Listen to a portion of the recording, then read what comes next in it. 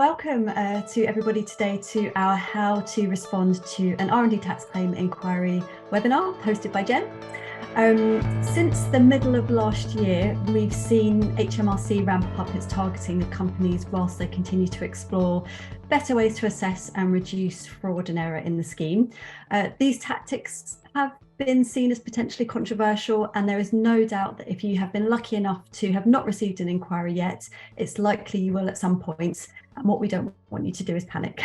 With no end in sight just now, at the pace of the inquiry slowing down, the question is what to do about one if you receive one. Jen's going to be talking us through the intricacies of an HMRC inquiry today, the process, preparing your response, and what to do in the worst case scenario if it all starts to go a bit wrong. Just to cover off a bit of housekeeping before we get going, please, if anybody does have any questions, do use the Q&A box and start firing those over as early as you like. We will get to them at the Q&A session at the end of Jen's talk. Please, if you can, do leave the chat box free to either ask us questions directly or to share information with the audience, because I'm going to be using that facility to share links and updates and contact details and that sort of thing as we go through the process today as well. Enough from me. Jen's got a lot to cover, so over to you, Jen. Thanks, Suze. So Sue says what I'll be covering today is actually what is an inquiry, talking about the triggers of those inquiries, and then talking a bit about what happens during an inquiry, the process that HMRC follow, which what I've got there is probably not completely accurate these days, but it's our best guess, and then talking a little bit about whether or not you can avoid inquiries. And then we'll get to a Q&A. So an HMRC inquiry is basically where HMRC have questions to ask about the R&D claim. So it could be any aspect of it. It can be that they're not sure that it's actually R&D. It could be that they've noticed that the company does a lot of subcontracted work, but none of the work in the claim is put through RDEC. So they've got questions about that. It could be about the costs. It can be any aspect of the claim. HMRC say that in an inquiry, their own guidance to their inspectors is that they should be coming into this with an open-minded approach. So they're not coming in immediately thinking that project is an R&D, purely that on the information they've been given, they were not convinced. So they should be coming in with open mind and almost not expecting it to be R&D, but also not expecting it not to be. They're just coming in and saying, right, we're going to invest. We just want to open some questions and just have a bit of a poke about and see whether, we can get enough information to be happy that it is R&D. They also tell inspectors it's important to gather all the facts and listen to the company's representations before making a decision. So again, not coming in with a kind of prejudged decision about whether or not it's eligible, and to take the time to gather those facts. And the whole point of it is to test the information provided against the guidelines. So again, a lot of inquiries at the moment are being triggered because the information provided doesn't necessarily fit with the guidelines. And a lot of the time that's just because of the way it's been described. It means the HMRC can't see, for example, what the baseline was. And the guidelines require the company to go over and above a baseline. So if they can't see what that is, they can't tell whether the company has advanced something, for example. So the idea is to take what they've been given and compare it to the guidelines, and where there are gaps, come back with questions. So what we've seen over the last year, really, it started kind of June, July last year, is HMRC taking a very different approach. So up until last year, it was generally a small number of claims every year that were triggered, and we'll talk about triggers later. There's certain things that would trigger an inquiry. That company would get an individual letter that was worded specifically for that company, and there would then be a bit of a to and fro. What they've done over the last year is launch these one-to-many letter campaigns. So they'll pick out something. So for example, one of them they openly stated was companies with work operating in sectors where you wouldn't expect to find R&D. So they take a sample of the claims, they look at the SIC code and say, right, these lot, we wouldn't expect them to be doing R&D. Therefore, we'll look at all of those claims. They also, and this is something that we're not seeing new ones very much anymore. This was mostly over the last summer, but these were the letters going out from the Fraud Investigation Service. So these, again, were very, very different tone to anything we'd seen before, and came directly from the Fraud Investigation Service, not the R&D team at HMRC. And this was HMRC will say they didn't accuse anyone of fraud, but the wording was very, very close to accusing people of fraud. It was very much, we believe that you've claimed money that you're not entitled to. If you think we're mistaken, please contact us. So that seems to have stopped now, but that was definitely an exercise they were taking to see, I think, how that approach worked and what response they got from that. Apparently, something like 80% of those letters weren't responded to. And HMRC were taking that as an admission that those claims were fraudulent. Whether that's true or not, it's hard to say. But HMRC are seeing that as a success, as having weeded out a lot of fraudulent claims. What they're also doing, even where it's not a one-to-many or a letter from the FIS, is they're tending to be a lot more generic in their inquiry letters. So as I say, prior to a year ago, the first letter would be, we've received your claim, it's got these projects in it, we've got questions about this particular project, and here's our questions. And now it's a generic list of questions that could lead you to believe that they hadn't read anything they've been given. You know, there's no, you said this, we have questions about it, it's, here's a list of things we need you to tell us. And they are exactly the same letter sent to hundreds of companies. So it's been a big difference, and it does change the way that you'd approach an inquiry, because prior to that, as I say, it'd be more specific, you'd be able to answer specific questions, whereas this is more, it's reiterating the information you've potentially already given them.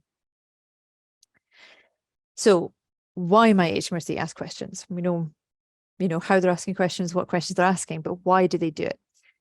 Usually they want to understand more about the technical challenges of the claim. So I would say that prior to couple of years ago, nearly every inquiry I saw was triggered by something in the costs. And that has changed completely. I would say every inquiry letter I've seen in the last year, at least, has asked about the technical parts of the claim. So they might want to ask about the technical challenges. They might say that they can't understand what area of science technology was advanced. They might say they can't understand the baseline, but something to do with the technical side of the claim. You still get the occasional one that's looking into financial parts of the claim, especially where, for example, the costs don't seem to line up exactly with the account submitted to Companies House, that kind of thing. So if there's massive costs in a claim and they can't see those costs reflected in other publicly available information, that might trigger an inquiry. Sometimes it's part of a wider investigation of the company's tax affairs. So if the company's VAT is being inquired into, or PAYE, they can potentially open up inquiries into all of the company's tax affairs, including R&D.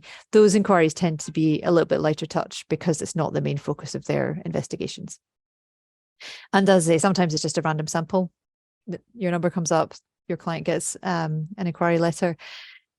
And again, that's been something we see more and more over the last year, is that it's nothing to do with any of the information that's been submitted. It's purely that they've decided that that company is a first-time claimant, that they're operating in a sector they wouldn't expect to see a claim from, and they're going to look at it. So in general, and this, as I say, the inquiry process and the way they've been approaching them has changed on HMRC's part. So this is, they also don't have a set process that they would publish or tell you about, but we can go through what we've observed over time. So first of all, every inquiry starts with a letter. So usually coming to you as their advisor and your client, stating they may have questions about the claim. So usually within a month or so of the claim being submitted. This seems to have tailed off. They were doing this more last year. I'm not sure whether these letters are still going out. We're seeing fewer of them. They're tending to go straight to the inquiry letter, but you may get a letter from HMRC saying, we might have questions, and then that will be followed up sometime later by an actual letter. Most of them are now starting at point 2, which is HMRC write to you and your client, and this time there's a list of questions, usually a fairly generic list these days, and there's a time limit on this.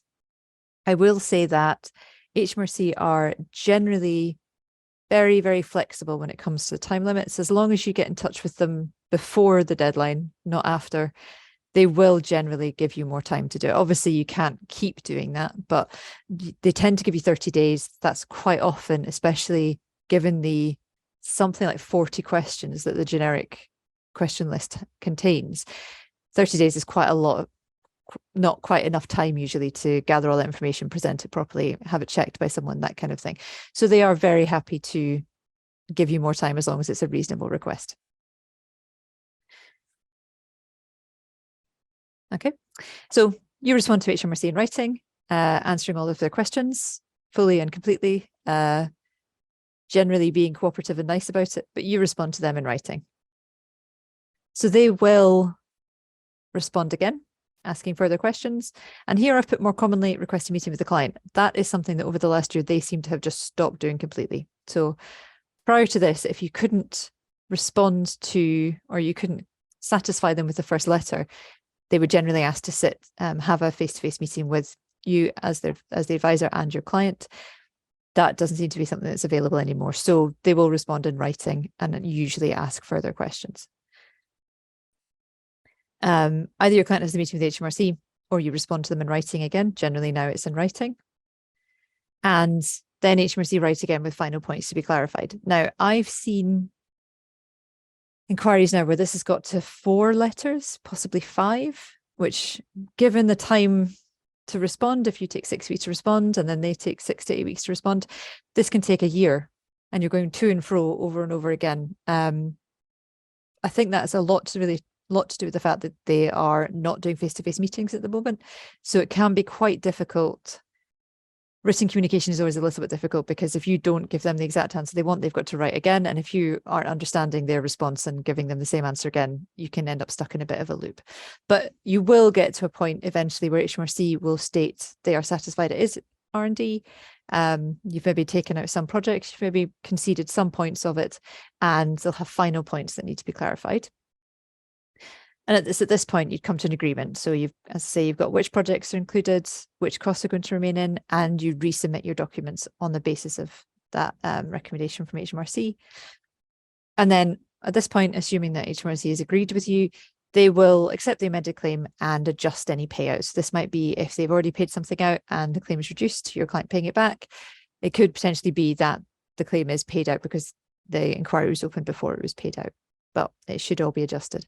As I say, a lot of this is changing now and they seem to be relying mostly on letters and seemingly being, I'm not sure happy is the word, but will continue toing and froing with letters for as long as it takes. So as I say, I've spoken to people who've been doing this for a year and are at their 4th or 5th letter. So how should you respond to it? Number 1, answer all of the questions. What can be very tempting, especially with the generic letters, is to say, hi, you might not have received the report we attached with this. Here's the report we sent last time. That doesn't tend to get a very good response. They need you to restate all of the information you've already sent them. You might have sent them the world's most perfect report, but they want the questions set out in the order that they have written them and the answers to be given as they've asked them.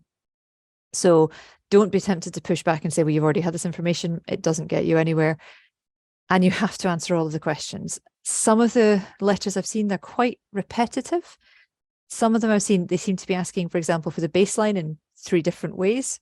So it's different wording, but the answer would be almost the same. So don't be tempted to skip if it feels repetitive. You just need to answer all of the questions.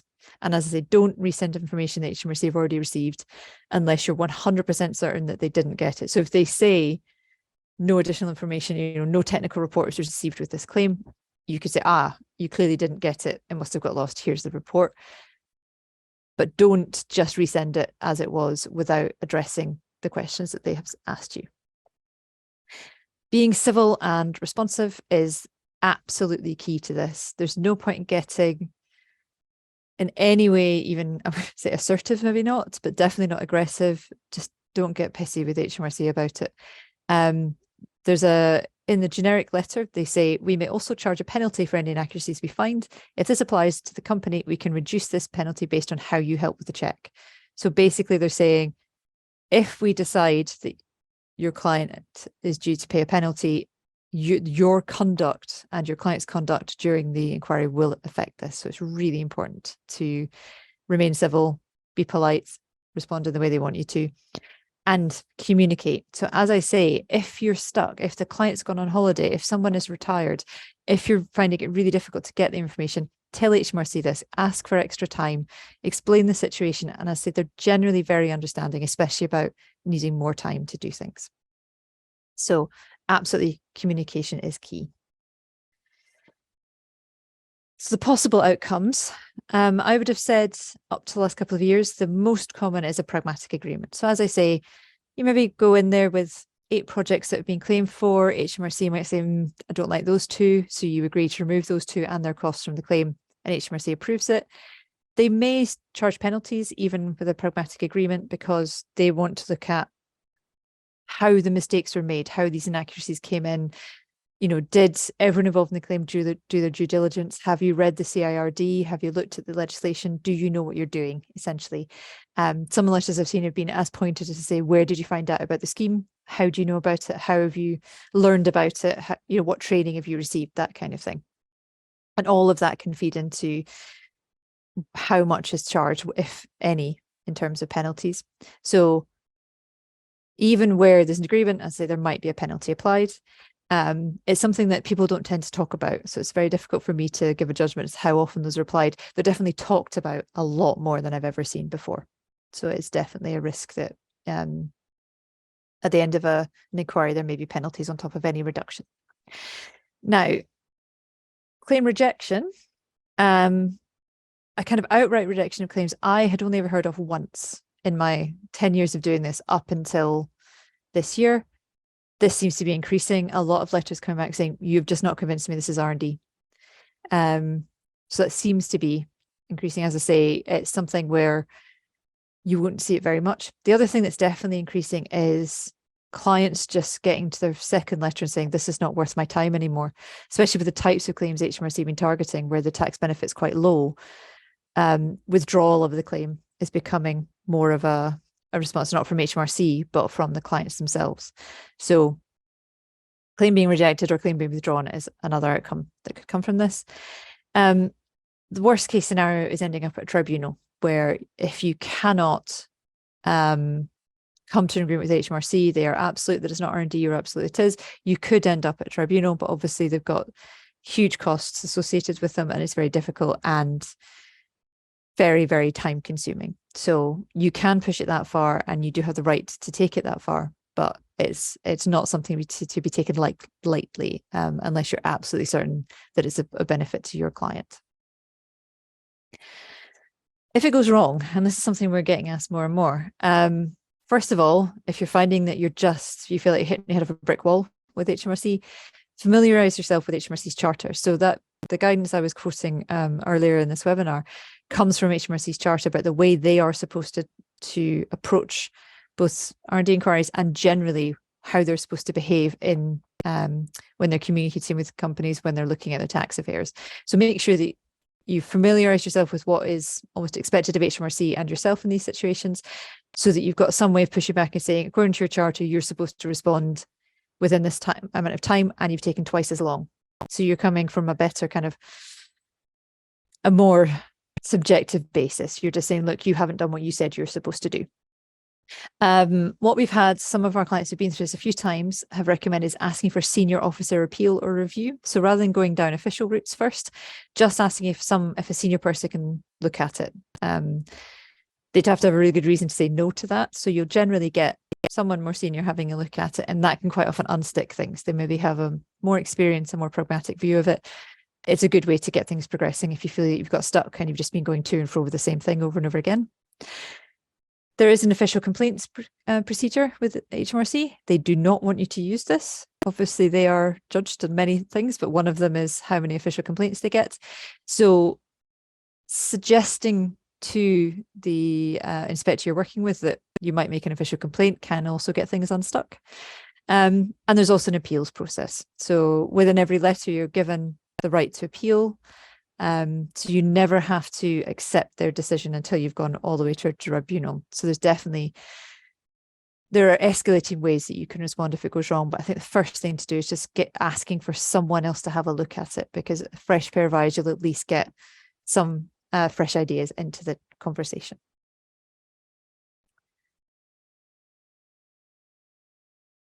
My slides have decided not to proceed. There we go. Can you avoid inquiries? No. It's just, it's part and parcel of doing R&D claims or doing any kind of tax affairs on behalf of someone else. There's always a chance HMRC will ask questions about something to do with taxes. Within their remit, it's something they're supposed to do. And on the whole, it's generally a good thing that they're keeping an eye on things and ensuring compliance, ensuring people are doing what they should do. So And it's also quite a nice way to get a better understanding of what HMRC is thinking. So it's not always necessarily a negative thing for your client, much as it's time consuming and difficult. So in terms of R&D inquiries, HMRC will review every tax return and must look at some depth into every R&D claim. I'm not sure how much depth that is. And they're always going to choose a certain proportion from in-depth reviews, no matter what you do, no matter how perfectly you're submitting things, some are going to be randomly selected. And obviously, as I said before, it might be that there's a wider review of the company's tax affairs and R&D comes under that. So even if you manage to avoid direct R&D inquiries, there's always a chance that if your client has something else being looked at, then they'll open up an inquiry into R&D. So there is no way as someone working in this space you can avoid inquiries. So you've got to see them as a learning experience and, if nothing else, a kind of a hazard of doing this. But what you can do is you can manage the risk. Don't throw in any claim for any old company. If you do that, obviously you're going to get more inquiries. So what we've got here is a kind of list of the risk factors. So this is coming from experience rather than anything from HMRC. They don't publish very much. They've said more in the last year about why they've chosen companies for inquiry than we've ever seen before. And even then, it's not particularly straightforward. So you can do some things to mitigate the risk and to manage it. My slides are very slow to change today, and I don't know why. Okay, so the things we've observed as risk factors of actually getting an inquiry, the big ones from this year have been claims from unexpected sectors, as I keep banging on about. So they really have been diving down into what SIC codes are people making claims from, and is that something you'd expect to find R&D? So number one thing I would say to do if you're preparing an R&D claim on behalf of your client, check what their company's house SIC code is. Because quite a lot of the claims that I have, of the inquiries that I've seen come in, have had SIC codes where you wouldn't expect to find R&D, but they're also SIC codes that aren't very reflective of what the company is now doing. So it's maybe it was accurate 10 years ago when the company was founded, but it's not accurate now. And you can change that. So it's definitely something worth looking at before the claim is even submitted, is making sure that the SIC code held at the company's house is accurate to the actual activities of the company. The other thing that HMRC have been going after is first-time small value claims. So there's nothing you can do. Obviously, everyone's got to start somewhere. There's always going to be first-time claims, but it's just being aware that those ones are maybe more likely to be looked at and doing extra levels of due diligence on those, or potentially just preparing your client for, we might get questions, but we're ready to look at them.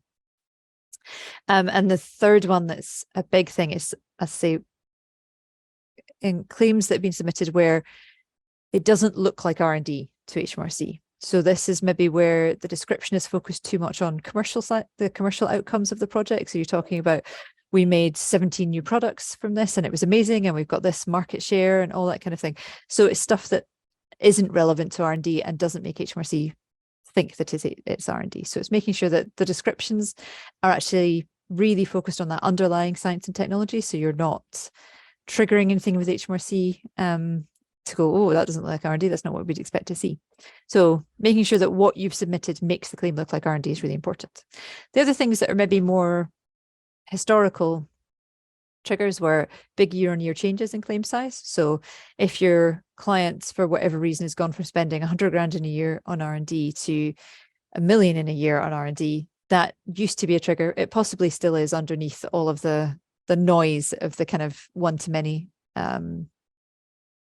inquiry processes they've been going through. We definitely still see somewhere there's a disproportionate claim size relative to the revenue, the industry, the sector, that kind of thing. So in a manufacturing company, for example, where they're day in, day out producing something and they're doing a little bit of R&D as part of their new product development, you wouldn't expect to see a claim that's 50% of their revenue at all. And if that comes through, and that's obviously true sometimes, but it might raise eyebrows with HMRC. So it's thinking about whether the size of the claim makes sense. And if it's true, but it does seem disproportionate, you can always put a note in the report to say, over the last year, the company's ramped up its R&D efforts because blah, blah, blah. So at least there's some context for that change or that disproportionate size. If the costs don't align with accounts, that can be a big trigger. We don't see that as much anymore. People are getting much better at than I'm talking about 12 years ago. I think people are better at adding up the R&D eligible expenditure and doing the cost side of it. So there's far less overstating the subcontracting compared to the accounts, that kind of thing. I don't know if anyone does uplift claims anymore, mostly because for R&D consultancies, they're very expensive and difficult to do. But where a claim has been submitted and then is resubmitted, it's much bigger. Obviously, there's something in there for HMRC to look at. And they have in the past, and I think have done in the last year, but they're not saying openly, claims from unscrupulous providers. So if they start to suspect that one particular provider is producing claims that are not particularly in line with the guidance, they might target that provider. I've seen it happen a few times. It's not common because obviously with the number of claims that go in, the number of claims done by a provider, it's a tiny percentage done by any one provider. So it can be difficult for HMRC to spot that pattern. But where they do tend to go after those unscrupulous providers. So some of these things you can avoid, some you can't. And it's about understanding the claim that you're putting in and making sure that where the claim is maybe higher risk than your average claim, just making sure you've done absolutely everything, crossed every T, dotted every I, done all of your due diligence, described the projects well so that there's less chance of HMRC opening an inquiry. Or if they do, you have everything there and ready. Already talked through this slide, but so from in an absolute basic way about avoiding increasing the risk of an inquiry, using consistent, reliable processes. So doing the same thing every time, making sure you're asking the right questions every single time, producing the right narrative every single time is hugely important. Providing a well-written technical narrative, so something that doesn't contain too much commercial information, focuses on the underlying technology, doesn't in general kind of prejudice the claim because it's just badly written. A robust breakdown of the cost is really important, where you've just stated a number. HMRC might come back and say, well, what's that? We can't see that, how that would reflect what we've seen in the accounts. And you just need to acknowledge those risks. As I say, sometimes you can't take them away. It's an occupational hazard if you're working in this area. So being prepared, doing all of your due diligence, making sure you've got the records, making sure that if HMRC come calling, you could produce them is incredibly important. And I'm going to hand back to Suze before we jump into the Q&A. Thank you, Jen. That was super, super useful. Just a couple of things from me. We do have a mixture of our own WhisperClaims customers on the call today, and also members of the general public. So just a few things just to pop out there. We have been working really closely with our user community to deliver new features and services to support them in delivering the best possible R&D tax services to their clients. And that includes one of our newer services, which is our inquiry support service, where we support you to defend the claim on behalf of your clients, discuss any concerns you may have, and double check that you've responded to HMRC's correspondence in a robust manner. That, along with all of the other in-app, in-person and educational kind of help and support that we offer, is available to view on our website. For anybody who doesn't know much about us, I've just popped a link to that in the chat box so that you can view that if you want to. Next, Jen, I think you've got a message about our training. That's right. So our fundamentals of the R&D tax scheme training course is available to our customers and also anybody else who would like to join. It's suitable for anybody who's completely new to the scheme, or if you're just looking to brush up on your knowledge. You can see our next couple of sessions are mentioned on the slide there, June and then October, and a full roster of all of our events, including the training, is also available on our website, and I've just popped a link in the chat box for you all there as well, if anybody is interested in looking at that.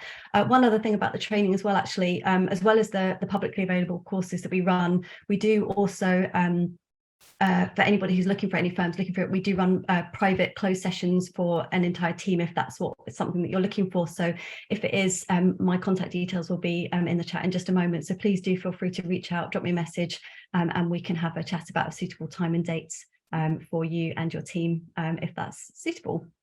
Last couple of things. We do have a YouTube channel, again, for anybody who doesn't know that we do. I'm just popping the link in the chat box for anybody who would like to check that out and have a browse. Today's session will be uploaded and available within the next couple of days. And of course, anybody who's joining us today will be sent a recording via email, just in case you maybe missed the start or haven't had a chance to take in everything, because there's obviously a lot of information that we're giving out today. And very finally, for any of our customers who are on the call today, as you may or may not have heard, we do have a WhatsApp group. It's a really sort of great space for you to quickly and easily stay on top of any changes that are currently going on with the scheme, updates to the app, and it's just a nice space for you to share experiences with your peers who are potentially facing the same challenges that you are in real time, and a way for you to seek support and help and advice. If you're not already a member, and for anybody who wants to just reach out and get in touch, my email address is in the chat box as well just now. So please do reach out. If you're a customer, I'll add you. If you're not a customer and you'd like to find out more about any of our services, our software and our support, please do drop me a message and we will have a chat. That would be lovely. I can see that the chat box is looking very sparse. Please do feel free to fire over any questions. We'd love to hear from you and be able to answer anything in real time. Got one just coming now, Jen, for you. So with such inconsistencies in responses from HMRC recently, like you said, I've heard a number of firms are deciding not to contest inquiries. Do you think it's worth pushing back and fighting a case, or is it too much trouble? I'd always say you should fight. If you believe that the claim is legitimately R&D, you shouldn't ever back away. I know it's really difficult when clients don't want to do it. Obviously, you can't force your clients to do things they don't want to do. I suppose from a sector-wide point of view, the worry is that HMRC will see these withdrawn claims as, well, those were fraudulent too. We don't want them to get an overinflated impression of the level of error and fraud in the scheme. So from a sector-wide point of view, it's really important to fight. And I think it's important to fight for your client as well. If they've gone through the effort to actually put in a claim in the first place, they have put in the time and effort, they've had the money potentially, and now are being told it's not eligible. I think it's really, really important to just give them that confidence in you. And also, it just doesn't look or feel great for your client to have to withdraw after going through all that effort. And I don't think it looks good to HMRC as well. You don't want to kind of damage your own reputation with HMRC by saying, oh, those 10 claims I put in last year, never mind. So I think it's really, really, really important just to keep going. Obviously, we are there to support you. There's other people in the sector who will help you out with inquiries as well. So I think it is really important to keep going and seek help where you need to, if you need extra support to do that. Is it fair to suggest, Jen, as well, that this is obviously, using that word that we had in COVID, unprecedented times, and there's obviously a lot going on just now, and it's possible that we're kind of maybe reaching a peak for this type of behaviour, and there is a possibility that it will start to tail off at some point, hopefully in the future. And that's it kind of anecdotally, the things we've heard from HMRC suggest that they can't continue to go at this rate. You know, they've had to draft in people from other departments who will eventually have to go back to those departments, otherwise those departments fall over. So they will have to go back to, and again, another phrase from COVID, a new normal level of inquiry. I think it's always going to be slightly higher. I think they're very, very keen to make sure that compliance is better. And some of the things I've seen have been banging on about the fact that the level of error and fraud, I'm going to go with error because I think fraud is unfair to the vast majority of people, but the error has crept in because HMRC haven't actually been policing this very well for 20 years. And people have been in good faith preparing claims, and they've had no response from HMRC other than a payout. So as far as they've been concerned, they've been doing it right. And I think this is going to adjust that. And I think it's good that HMRC are putting in more compliance. I think it's got to that stage because they weren't. So I think the new normal will reflect better the actual level of eligibility and eligible companies in the country. But it is, we're just hoping it'll be over soon. I think the introduction of the additional information form in August will make a difference, purely because that forces everybody for every claim to put in additional information. And it's all going to be put in the format that HMRC are asking for. So hopefully that means that rather than coming directly to the clients and their advisors, they can go to the additional information form and check the eligibility there before having to ask additional questions. That should reduce the number of inquiries because they've been given everything up front, hopefully. Good point, good point. Okay, so question, if you withdraw, would HMRC then issue a penalty fine as a sign of guilt? Ultimately, this is the client's decision though. Again, it's a very difficult thing because we get a lot of our information through speaking to our clients. Not many people want to say that they've been fined. As far as I can see from the clients that said they've withdrawn, they're withdrawing it on the basis that we believe this is eligible, but the client, it is not economically feasible for us to defend it. And it's difficult in that situation for HMRC to levy a fine against it because nobody's admitting guilt in that situation. They're saying, look, we believe we're fine. We believe this was a robust claim, but the tax benefit was £5,000. Our client cannot defend that anymore just from an economic basis. So there's definitely, you need to make sure that you're communicating to HMRC that it's not admission of guilt, if that makes sense. And I haven't so far seen many people withdrawing claims being hit with huge fines, especially as the fines are kind of capped around the amount of benefit that was given and all that kind of thing. So I don't know is the honest answer, but I don't think it's a huge risk to withdraw if you have to. But that's where it's a discussion for you and your client. Yeah. Okay. Have you noticed a sector-specific trend of inquiries?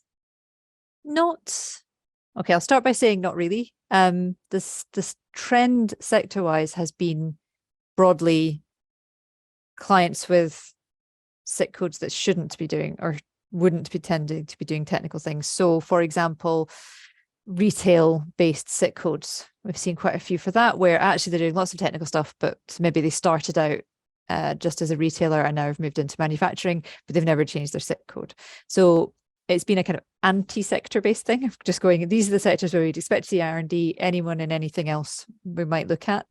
The one thing that has been fairly consistent through this, and we've had some of our clients saying this as well, is claims for software development from companies that aren't software development companies.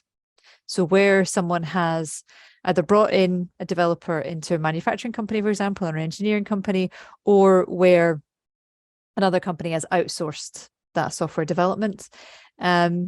Obviously, the guidance allows for companies to claim for R&D in software development, even as a company that isn't in software development. And as long as they've hired someone who's a competent professional to do that work, even if they're a subcontractor, it should be allowable. But there's been a lot of argument about, well, no one in your company knows whether legitimate R&D was taking place, so how can you know whether there was an R&D claim? So that's definitely the one trend we have seen has been in non-software development sectors claiming for software development. But otherwise, as I say, it's been, here are the ones that are eligible, here's the ones that we wouldn't think that are. Great. Thanks, Jen. Okay, another question. What SIC codes do you feel are the most successful in recent times? So again, this is a kind of, it's the classic one you'd expect. So companies with engineering SIC codes seem to have been okay. We haven't seen many for manufacturing clients, generally speaking. Actual software development companies, there's been a few, but not as many.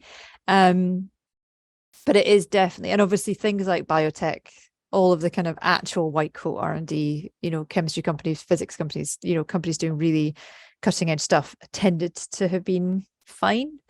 But there's not been like one particular sector, one particular SIC code. It's more SIC code, sorry. It has been more around the technical side of it. So if the companies like to be in technical things like in engineering, like in software development, they haven't been targeted as much. That said, obviously the letters that went out to small first-time claims were sector agnostic. They just went out across lots of tiny little first-time claims. So it's a really difficult question to answer. It's not something HMRC will talk about. So they don't release figures. They don't talk about, okay, we did this many inquiries in companies with this kind of SIC code. So this is just what we've been able to observe from the market and from the small amounts that have come out from the Treasury about this. Super. Thanks, Jen. We've got a few more minutes if anybody does have any more questions. If not, we'll allow you to all escape to enjoy the rest of your lunch break. Just in case, okay, there you go. Go on. I can read it myself. Yeah, has HMRC focused on subcontracted construction inquiries? We've definitely seen. So HMRC didn't change. Did they change? On the back of the Quinn Tribunal, there were some changes in the guidance around subcontracted payments that hit, because the Quinn one was a construction company, has changed the way that a lot of construction companies can claim. It's made it quite difficult for them. I'm not sure there's been much of an inquiry focus on construction companies, definitely on, as I say, subcontracted as a whole, especially subcontracted software development. But companies that do a lot of subcontracted work, like in construction, have almost already had their difficult times. So I haven't seen a huge number of construction claims going into inquiry. But again, it might be just that we don't have clients that focus on that area, if you know what I mean. Like, it's the information we get comes through our clients, and it depends what they've been doing. So as I say, I haven't seen that, but it doesn't mean to say that HMRC haven't been looking at construction companies. What I was going to say is, obviously I mentioned the additional information form. So this is the new form that's going to be compulsory for every claim come August. So just to make sure that everyone is aware that that is coming. We did a webinar on it. So the webinar that we've done on it is on our YouTube channel, and just say we'll be putting more and more out about that. But it scares me in some ways how many, because the HMRC haven't really publicized this very much, a lot of providers don't know yet that the additional information form is coming. So just to say, if you don't know anything about this, go and have a look it up, look at our information that we've put out. And we're doing a lot of work to make sure that we can help our clients through this transition. But just to make sure everyone knows what I'm talking about when I talk about the additional information form. That's a good point, Jen. Actually, some of the conversations that I've been having recently is a key thing is that it's for everybody. It doesn't matter what date the claim is. It's just literally on the 31st of July, you can submit your claims like this, but from the 1st of August onwards, you have to use the additional information form, otherwise the claim will not be valid. And there's a process that you have to go through to make sure that you're doing everything in the right order. Again, we've got lots of information about that on the, and we will keep shouting about that, won't we, loudly? Loudly until the 1st of August has come and thereon after. Yeah. Okay, I think we'll call it for today. I think that's it. Thank you so much, everyone, for joining us. We really appreciate your time. We hope to see you all again. If anybody's got any questions, please do get in touch, either using our hello@WhisperClaims message, email address, or contact me directly, and we will be very happy to talk. Enjoy the rest of your Wednesday, and we'll see you all soon. Take care.